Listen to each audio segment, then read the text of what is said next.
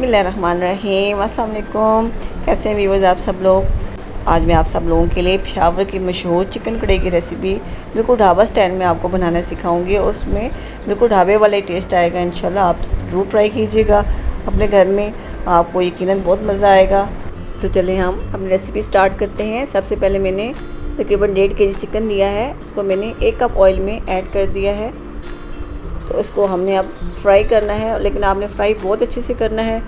आपने फ्राई में कोई कंप्रोमाइज़ नहीं करना है, क्योंकि आप जितना अच्छे इसको फ्राई करेंगे इसका टेस्ट उतना ही मज़ेदार होगा। तो चलिए अब इसको हम बहुत अच्छे से अब भून लेते हैं।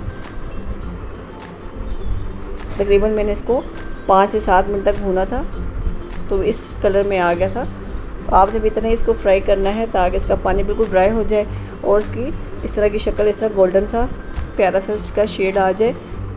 तो इसके बाद मैंने अदरक लहसुन का पेस्ट शामिल किया है 2 टेबल स्पून। और उसको भी आप अच्छे से पका लें आप, ताकि इसका कच्चापन ख़त्म हो जाए।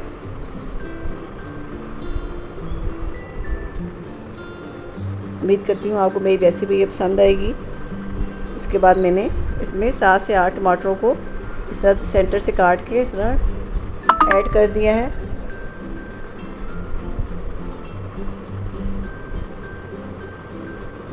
इसके बाद मैंने इसको तकरीबन 15 मिनट के लिए दम पे छोड़ दिया था, लो फ्लेम पे। तकरीबन 15 मिनट बाद मैंने इसको इस तरह के टमाटो की स्किन मैंने इसको ऊपर से रिमूव कर दी थी। इस तरह टमाटर हमारे बिल्कुल सॉफ्ट हो गए थे।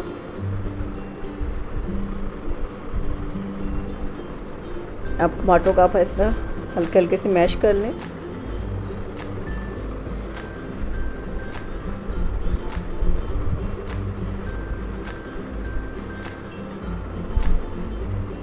इसके बाद मैंने स्पाइसेस ऐड किए हैं, जिसमें मैंने सूखा धनिया 1 टेबल स्पून ऐड किया है।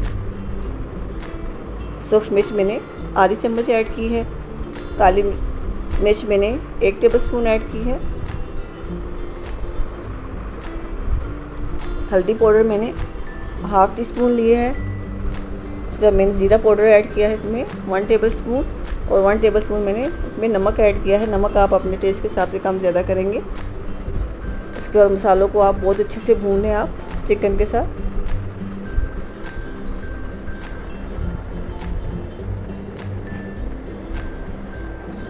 टमाटर हमारे बिल्कुल बीच में मिक्स हो गए हैं। इसके बाद मैंने हरी मिर्ची ली हैं, 6 से 7 मिर्ची मैंने सेंटर से कट कर दिए थे, वो ऐड की हैं मैंने।